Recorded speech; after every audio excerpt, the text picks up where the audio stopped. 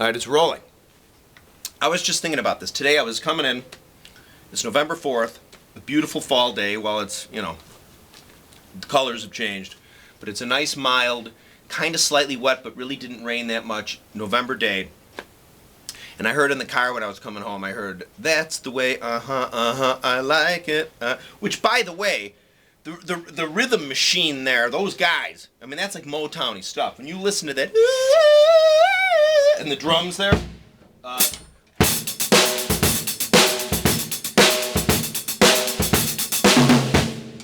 mean, it's like 5 minutes of that.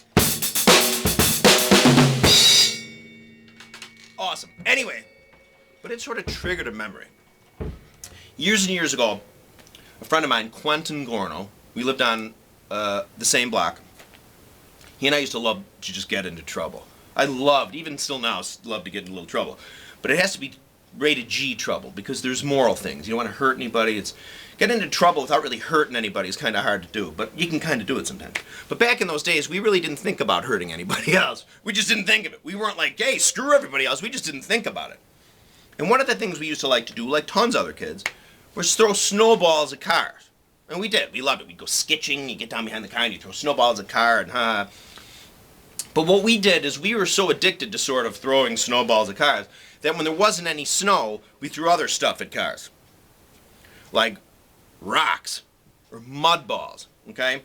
We kind of got desperate. Finally, when it came to rocks, you're just like, screw it. Might as well just make it a rock, right? But even then, we were at that age, 1979, it really didn't occur to you that you really, honestly, really might hurt anybody. Not even just hurt anybody, but mess their car up. You didn't see it that way. It was kind of like a big game, So I can enjoy this memory now because it was sort of guilt-free, because at the time I really just didn't know, honestly, realized kind of how bad it could have been. But anyway, so there we were, November 1979. Quentin and I, where we grew up, there was a White Hen Pantry, which is sort of like a 7-Eleven or a convenience store. I don't think they exist anymore. There was one at the end of our block. We used to go up there religiously. I used to sometimes go there 8 times a day, and I'm not kidding, which probably explains why I'm so gentle. So, so one of these times we're gonna head up to White Hen. Quentin, let's go to White Hen. Okay, I got like my $1.70 in my pocket. I'm gonna get a 16-ounce bottle of Coke and maybe a Kit Kat, and then to the point where you remember back in the day where I love Coke. I mean, Coke out of the bottle. They talk about it now like Coke from Mexico sugar. I was onto that decades ago. When I went to Mexico, I was like, whoa, this actually has sugar in it, not corn syrup. We'll go on to that later. Let's not digress. So we're walking. I'm going to get my Kit Kat, my Hostess cupcakes I love, to the point where you'd eat the Kit Kat and the Hostess cupcakes. Then you'd take a sip of your Coke, and it wouldn't even taste sweet, because the stuff you ate was just so sweet. So as we're walking, we're kind of like, hey, Mark's kind of like, hey, man, how do we put it? I think it was like, you want to throw a rock at a car? It was like, yeah! So that's what we decided to do. So we're cruising up this alley, and this alley we used to go up to was really neat. It was really pretty. There were a bunch of trees, shorter shrubby trees and flower trees that really created like a canopy that kind of went on, I'd say, for a good 200 or 300 feet. Maybe. And it was always really pretty at night, and there were lights in the alley, these incandescent bulbs that sort of burned down, and it was real pretty, and it was November. Anyway, the reason why this jarred my memory, that's the way I like it, is this. So we're walking. Mark's like, hey, want to throw a rock at the car? I was like, hey, okay. So we're walking up, and we get about almost to the end of the alley. We're coming up to a street that crosses, that runs perpendicular, which then we have to cross and go up to the White Hen. So we're sort of coming up. We came up this alley, past this street. Here's this next alley about here. Hey, want to throw a rock at the car? Okay. So then the venue of throwing the rock at the car is going to occur at this intersection, this cross, right? So we get about here, and what we used to do, we particularly loved this junction, because you could see, they're testing the twister sirens. You could see, you had a perfect straight-on view, obviously, with the alley going to the street. But then off to the right, because it was a big garage here and a big garage there, you could see what was coming and what was going, or what was going and what was coming. So you could time your throw to hit the moving object. Hopefully at a fixed rate of speed going this way, because then we had good experience, especially Mark. Quentin had a rocket. I don't have a great arm. But we'd take turns. So I think my turn, a car came, I threw it, and I was like, and I missed. Mark picks up a rock, So we wait, and a little time, hey, Mark, how's things going? It's going okay. And suddenly here, in the distance,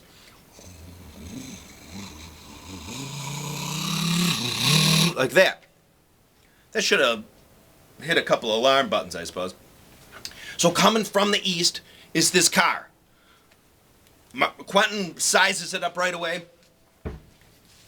And you can hear, now normally with the snowball, you hear a whoomp, like, or if it's glass, it'll go, but if it's the side of the car, it goes boom, like whoomp. Well, with a rock, no matter where you hit it, it's an entirely different sound altogether. And this one, I think, hit the glass. I don't know if it was I never looked to see if it was, it might have been the windshield. But you heard like that, but not glass shattering, not like that, just like a loud, high-pitched, high-frequency, like almost like a big stick breaking, not so far away. So instantly, when that happens, the surge of adrenaline you'd get, excitement and fear all rolled up into one big potential ho-ho, I'm gonna wolf down when I get to White Hen Pantry, hits you. Like you hear that, and it's like, yeah, like a success, like. But then, what happens is, or at least what happened in this case, is the car screeched to a stop. Like that, and to the point where we could see it. So there we are looking up the alley. Off to the left, this car went up on its, hit the hooks, and stopped. Now instantly, at that moment when that happens, excitement rapidly evaporates into straight up fear. But fear that is like your body actually feels different when you feel this way. Your back gets cold, you almost feel like, and the car stopped, and I remember immediately thinking, because Quentin and I were smart enough to know that in past experiences, if you heard a door open, like, chung, chung, and the car leaves or stays, that means somebody got out of the car. Okay? So don't ever do this. This is for entertainment purposes only. Do not ever do anything like this. Big kids, small kids won't. I'm just relaying a story from the old days. Anyway, so there we are. No door, no nothing, no noise. Car just stops and it sits there. Now in the car you can hear the windows are closed. So you hear music, but pumping. Back in those days they didn't have subwoofers. So you didn't hear like bones, bones, bones, bones, bones. It was just like that. Anyway, the car then suddenly takes off, starts going. And I kind of think to myself, great, we're off the hook. But then it turns left. So at this point, it was heading east. We hit the car, stopped, sat there for what I would say probably was a good 5 or 6 seconds, which seemed like an eternity. And then it picks up and it goes. Not a total like this, but pretty much. Starts going, turns left, goes right, doesn't obviously stop at the stop sign, just turns left and starts booking. So to any experienced troublemaker person, they're known as what's doubling back, I think we call it, or just coming back to kick your ass. So we're there, and I'm like, and it's one of those things where like, all right, so you sort of think for a minute, and then there's sort of like a little sort of stupid cockiness, like, well, these guys are coming back. I'm 10, Quentin's 10, and we're sort of like, but then it kind of dawns on me, like, these guys are coming back. Like, they're coming back. Okay? Even if it's a guy, he's coming back. You don't know if he's probably an adult, right? He might have a gun. He definitely has a couple fists. He might kick your ass bad.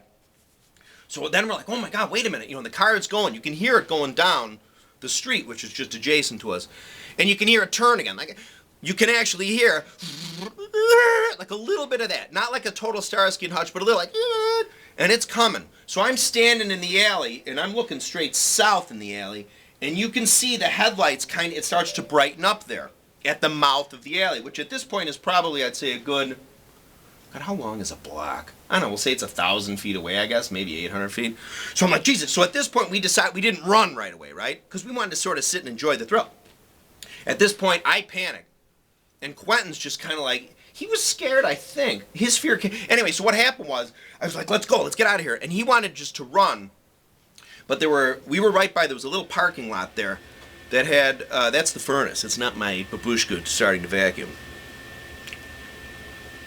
So what happens is I'm like, get under there was a pickup truck and then somebody's car, but between those was a, like an RV. Or like a camper that had been sitting there for as long as at the time I could remember. I think even 2 of the tires were probably up on wood blocks, right? Mark, get up, Quentin, get under. I kind of get him under there. And of course, he says to me a couple times, he's like, there might, he was a brave, smart kid, but he was like, there might be rats under there, that type of thing. I was just like, get under there. So I get under there. But it wasn't really, even though it was a big RV type thing, the opening was probably only maybe like 13 or 14 inches. It wasn't a big, huge gap like you might otherwise have, I thought. But we sort of, it was one of those things where you sort of had to shimmy as you sort of went under there, sideways. At this point, as this is happening, you hear the car is coming up the alley, probably doing 40 or 50. Okay, I mean, a residential asphalt paved alley. At this point, I remember feeling, I was like, I won't say my life was flashing before my eyes, but maybe it was pretty close.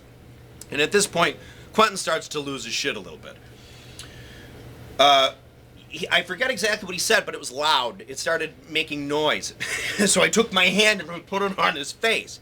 And I leaned in close to him. I said, Mark, I said, this could be really bad. I think I said, we're only 10. But he got quiet, but I kept my hand on his mouth. And this car comes and it screeches to a stop right where we're at the exact juncture. We're right under this car, okay, under this RV or whatever the hell it was. Now, which is pretty much where we were when we threw the rock. So I mean, literally up on its nose, stops. It was a Trans Am, I think. It wasn't a Camaro. I think it was a gold or a copper-colored, one of those two. Trans Am. The door opens. Out of the car comes, because it is 1979, are guys wearing bell bottoms. Okay, it was it was 1979, right? And I want to say at least 4 guys got out of the car because I seem to remember at least 8 feet. And I'm looking back. And you could only see. I could see the bottom 2 wheels, and then the shoes, which were like heels. Like almost like Saturday Night Fever had just come out, like that kind of like probably like leather boot, like. And they had bell bottoms. I don't know. They might have been in like disco suits. Maybe they're going to the disco, but it was 1979. But I do know when the door opened, the song that was playing was "That's the Way." I like it.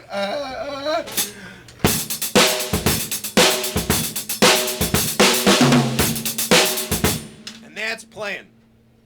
They get out of the car. Did you see where they went? Where'd they go? And any minute, I'm thinking to myself, honest to God, that I'm waiting for, because I'm looking at him. Quentin is not. He's just like this. He's facing me. I got my hand over his face. I'm looking kind of down past him, and I'm waiting at any second for one of these guys to get down on all 4 and go like this.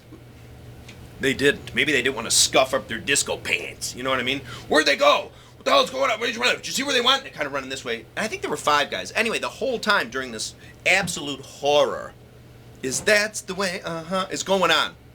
I never thought of the song quite the same way again. Anyway, so what happens is, maybe after like 20 seconds, they get back into the car. Takes off. And you see, and you remember stuff like this. You remember the red glow of the brake lights as they had to then slow down at that intersection where we just threw the rock. And it's kind of the gold hue, the red hue, the gold or copper color car turns. I think it went the other way, like the way they came. So of course Quentin's instinct is to immediately get right out. So he just starts to get right out. Which of course, anybody who has at all had any experience in doing antisocial, crazy behavior like this knows that you don't. Because there might be 1 or 2 guys just standing there like, that's what I do. Just wait, they always return to the scene of the crime. Just kind of wait and see. So we sat there for like 20 minutes because I thought it was our ass. So finally, the hardest decision I ever had to make was that I got out first. Now, I would like to say that I was looking out for my slightly younger friend Quentin. I'll get out first, Quentin. But I think I knew that if I got out first, I also would be able to run before he could get out. Sorry, Charlie. Anyway, we got out. They were gone. And probably on the way home, we threw something else at a car on the way home. The 70s. Anyway, so that's my story. I wanted to tell that story because it reminded me so much of today, because I do think it was early November 1979. And here we are, early November 2014, which is 35 years ago. God, Man. Yeah, getting there. Raising Arizona, I thought that dude was gonna get out of the car and see us, those guys, and pull us out like Nicolas Cage. God, what was Nicolas Cage's name in that movie? What do they call him? Trey or T? It was a cool name. Hey T or hey TR or I don't know. Somebody right now, somebody's probably screaming it if they're watching this. But nothing happened. But I gotta tell you know what it was like? You know where the fear surged through me again? Now Halloween, the movie came out in 1978, so a year before this happened. I saw Halloween probably on TV maybe in 1980, 81, or maybe we got it on like Betamax or VHS cassette. And there's a scene where Jamie Lee Curtis and one of the other gals are walking home from school, and somebody drives by in that station wagon, that Halloween station wagon with like that paneling, those cars that everybody had back in the day. God, I loved those. I thought those were the coolest thing. My friend Steve called it the battle wagon. We had one, and it was the battle wagon. But she's like, hey, hey, jerko, speed kills. The car goes, like that. When I saw that, at that instant, it was the same, like, primally inspired, the same, like as because of this incident that had occurred probably a year before. So that's the way I like it. And in those days, that's the way we liked it. So that's a story I just wanted to tell, a Bonzoleum story. There's a couple more videos I'm going to make, though. I'll talk about that later when the next videos come up. I hope you're having a good fall. Hope everything's smooth. Hope everything's good. And I should probably do some drums in here.